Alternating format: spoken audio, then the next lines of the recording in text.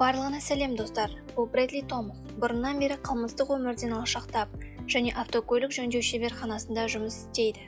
Ол үйленген, бірақ ерлі-зайыптылар бала көтере алмайды. Брэдли кенеттен жұмысынан айырылып, неке ыдырау алдында тұрғанда, ол өзінің бұрынғы наркобаронына оралу туралы қиын шешім қабылдайды. Бұл адамға отбасын сақтап қалуға мүмкіндік береді. Бірақ келесі тапсырма болашақ әкенің өмірін нағыз тұзаққа айналдырады.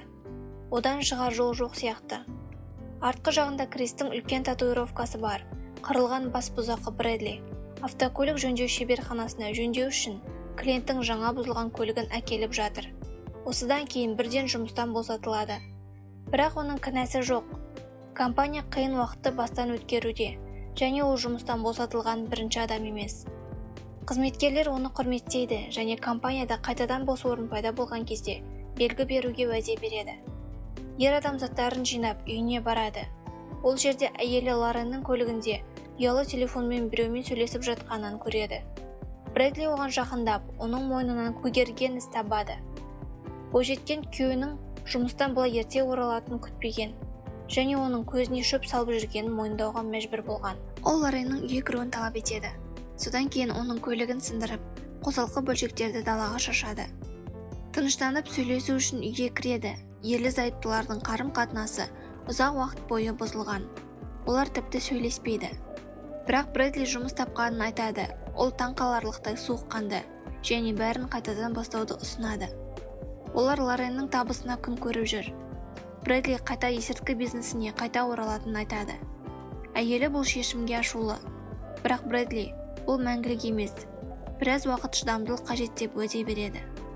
Лорен күйеуінің сөзіне сеніп, ондай тәуекелге келісімін береді. 1,5 жылдан кейін ер адам тағы бір жүкті жеткізіп, түскен ақшамен үйіне кетеді. Сақтық шараларын ескеріп, жұмыс істеп тұрған көлікті үй жанындағы бұталардың арасына қалдырып, ондағы нөмірді ауыстырады. Брэдли жаңа үлкен үйіне кіреді. Оны жүкті әйелі күтіп отыр. Ол әйелін тіпті асхана пышағымен салат кесуден де қамқорлық жасайды. Ол оны көтеріп екінші қабатқа апарады. Онда балаға арналған кішкене төсек тұр. Брэдлидің бастығы шақырып, оның үйіне шұғыл түрде баруды талап етеді. Ер адамды жаңа мексикалық серіктеспен, зормен және оның 2 жүк тасымалдаушысымен таныстырады. Олардың біреуімен Брэдли жұмыс істеуден бас тартады, себебі олар өздері есірткі қабылдайды. Бірақ Гил келісім жасайды және ақыры Брэдлиге қызы туылғаннан кейін 3 айлық демалысты ұсынады. Әкесі дәл 97 күн санап жүр, қызы туылғанға дейін. Брэдли бұл мәселеде Роман мен Петр оған сөзсіз мойынсыну керек деп шарттарды қояды. Бұған дейін Брэдли олар келіседі. Белгіленген уақытта Брэдли мен мексикандықтар көлге жетеді. Олар қайыққа мініп, тауарды алу үшін жағалаудан жүзуі керек. Бұған дейін Брэдли Романға қозғалмауды бұйырады. Ол уақыттан бұрын атуды бастамас үшін қаруын суға лақтырады. Олар діттеген жеріне жүзіп барады. Онда Педро сүңгіп, бір үлкен қорапты 3 топқа бөледі. Жағада Роман кенеттен серіктесінің тапаншаларының бірін алады. Ал Брэдли бірдеңе дұрыс емес екенін сезіп, сөмкесін кейінірек алу үшін суға лақтырып жібереді. Ол мексикалықтарға да солай істеуді бұйырады. Бірақ олар бас тартты. Ал Брэдли олардың қолдарынан сөмкелерді тартып алмақ болғанда, олар оған шабуыл жасап, қалдырып кетеді. Сол минутта полицияға кезігіп, атыс басталады. Брэдли қауіпсіз қашықтықта байқалмай кетіп қалады. Бірақ полицейлердің айғайын естіп тоқтайды. Ол қайтып оралуды шешеді. Бірақ жақын жерде ол полицияға емес, Педроға оқ атады. Ол Романның жауабынан қашып, су астына тығылып, аяғын жарақаттайды. Бірақ мексикандықтардың көзін жою үшін қайта оралады. Осыдан кейін бірден оны тәртіп сақшылары қоршап алады. Жауап алу кезінде Брэдли досы мен серіктестерін ұстап бермейді. Бұл үшін детектив оған кем дегенде 5 жыл түрмеге жіберуге уәде береді. Ол қызының дүниеге келуін және де басқаларын жіберіп алатынын болды. Лорен күйеуіне барады және одан тағы да алаңдамау үшін сотқа келмегені жөн екенін естиді. Оған міндетті түрде кемінде 4 жыл береді және әйелі жалғыз өзі күресуге мәжбүр болады. Брэдли оны көргеніне қуанышты, бірақ қызының оның түрмеде көргенін қаламайды. Лорен оны күтуге уәде береді, бірақ үкім көңіл көншітпейді.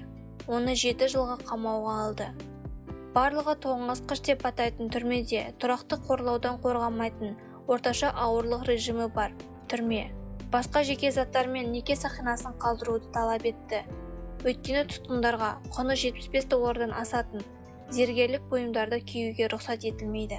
Жаңа келген адамға Солақай деген лақап аты бар шал тұтқын ғана жақсылық жасайды және оны камераға дейін шығарып салып, жергілікті тәртіп туралы айтады. Ол есірткіге тәуелді болған кезде түрмеге түсіп, тонау кезінде екеуін өлтірген. Күзетші бұлшық етті Брэдлиді көріп, боксерлік қабілеті жайлы сұрайды. Бөлмеде Брэдли өзінің эмоцияларын босатады және оны көптеген жылдар бойы тастап кеткеніне ашуланады. Ол бөлмені талқандауға тырысты, бірақ ондағы барлық заттар соққыға төзімді болып шықты. Аяғы қан кетуді жалғастырады. Бірақ ер адам шағымданбайды және ауырсынуға шыдайды. Түнде Лорен үйге біреу кірген дабылдан оянады. Қыз өзін мылтықпен қорғамақ болады, бірақ оны терезеден атқан жебемен ұйықтатып, ұрлап кетеді. Ол керек уақытта Брэдли терезеге келгенде, ол жерде бейтаныс сұр шашты адамды көреді. Ол өзінің Зараға жұмыс істейтінін хабарлайды және ұрланған Лорен мен оның жанындағы адамдардың суретін көрсетеді.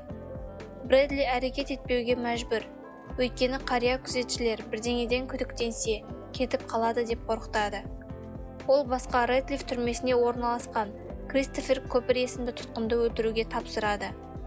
Ол қатаң тәртіптегі түрмеде және сіз осындағы режимді бұзып, проблемалар тудырсаңыз, оған жете аласыз дейді. Брэдли бас тартса, хирург құрсағындағы қызының аяқ-қолын кесуге кіріседі. Брэдли кетіп қалады және оның ішінде дауыл қайнап жатыр. Ол тығырықтан шығуға мәжбүр болады және оны пробокспен жауапқа алған және түрмеде бокс клубын басқарған күзетшіге шабуыл жасайды. Осылайша ол Ридлидегі максималды тергеу абақтысына билет алады. Әлбетте ол тәжірибелі және қолын сындырып, содан кейін конвойға қарсылық көрсетіп, басқа күзетшіні жарақаттады. Кіреберісте оны күзетші бастаған қарулы адамдар күтіп алады. Ол тұтқынның жеке заттарын жерге лақтыруды бұйырады. Неке сақинасы асфальттан домалап кетеді. Ер адамдар кісенді шешіп, жергілікті сақшылардың күшін жұдырығымен сынағысы келетінін сұрайды. Брэдлиді нәжіс бітелген, қатты сасық газ камераға жатқызады. Егер өзін жақсы ұстаса, оны басқа жерге көшіреміз деп уәде береді. Біраз уақыттан кейін оны аулада серуендеуге апарады. Ол жерде басқа тұтқыннан Кристофер Көпірі орналасқан 99-ші блок түрменің қалған бөлігінен оқшауланғанын біледі. Ең атышулы рецидивистер мен психопаттарға арналған орындар. Осыдан кейін Брэдли аулада төбелесіп, бірнеше мексикалықты нокаутқа түсіреді. Содан кейін келген екі күзетшіні жаралайды. Оны 99-ға лақтыруды бұйрық береді. Брэдли жасырын дәлізбен жүріп, баспалдақпен қараңғы жертөлеге итеріп жібереді. Брэдлидің төбелесу үшін жазасы демонстрация үшін қосылатын кіріктірген электр пульті бар белдік тағу. Тұтқын ауырсынып құлап қалады. Сынған әйнек шашылған, қараңғы камераға жақындап қалды. Оның үстіне адам бірден электр тоғының соғуынан құлап қалады. Осы уақытта Лоренге тағы бірнеше суретке түсу үшін сұр шашты көмекші келеді. Ол бірінші тексеруді жүргізетін хирургтың келуімен қызды қорқытады. Брэдли камера есігіндегі кішкене терезе арқылы Кристофер Көпір шақыруға тырысады. Бірақ оның қарама-қарсы жағындағы көршісі ондай адам мүлдем жоқ екенін айтады.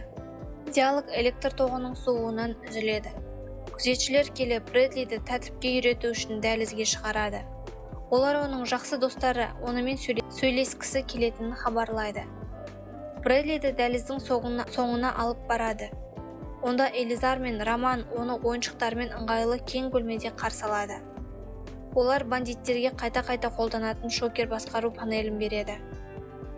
Олар Брэдлиге әйелінің фотосуреттерін көрсетеді. Оның алдында хирургиялық құралдар жатыр. Брэдли азаптауға қарсы тұруға тырысады, бірақ қызын өлтіремін деп қорқыту арқылы оған тыйым салынады. Олар оны ес-түссіз жатқан камерасына сүйреп апарады. Онда ол көршісімен сөйлеседі. Ол өзінің неліктен темір тордың ар жағында қалғанын анық айтады. Бұл кезде оның аяқ киімінің ішкі табағын жұлып алып, разрядты өшіру үшін денесі мен тоқ арасына салады. Келесі жолы оны дәлізге шығарғанда, ол өтірік ауырсынып, күзетшіге шабуылдайды. Бұрынғы ауыр салмақтағы боксшы олардың бірін өлтіріп, екіншісін камераға қамады. Элизарға келіп, шайқасты өз қосалқыларды тез арада өлтіреді. Ұрыс кезінде ол телефон соғып, Лоренге операцияны бастауға бұйрық береді. Егер 10 минуттан кейін ол байланысқа шықпаса. Элизар Брэдлиді бопсалауға тырысады. Бірақ оған жауап ретінде ер адам мексикалықты оның аяғын сындырып, оны азғындықпен камераға итеріп жіберемін деп қорқытады. Бастық ұзақ қарсылық көрсетпей, көп ұзамай телефонды алып, Лоренді босатуды ұйымдастырады. Брэдли оны бұрынғы бастығы Беллге беруді талап етеді. Содан кейін досының растауын күту үшін Элизардың камерасын құлыпталған күзетшімен сүйреп апарады. Бақылаушы мен оның адамдары 99 блокта. Бірақ маңызды қоңырауды өткізіп алса, екі кепілге алынған адамды өлтіремін деп қорқытады. Ол трубканы қойғаннан кейін 1 минуттан кейін берілетініне уәде береді. Хирург пен Зараның көмекшілері Лоренді бұйрық бойынша босатады. Бірақ олар кетуге тырысқанда, Гейл мылтық алып, оларды өлтіреді. Лорен қаруды қолына алып, қашуға тырысқан хирургты өзі өлтіреді. Гейлдің досы Брэдлиге ақыры дем шығара алатын хабарлайды. Ешқандай қауіп төндірмейді.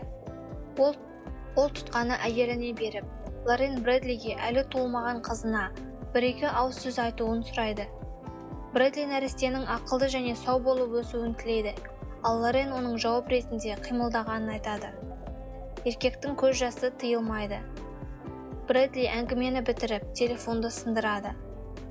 Брэдли жауыз Элизардың басын аяғымен мыржып өлтіреді. Бөлмеге бақылаушы кіріп, Брэдли қолын көтеріп беріледі. Күзетшілер оқ жаудырып, ақыры жансыз денесі жерге құлайды.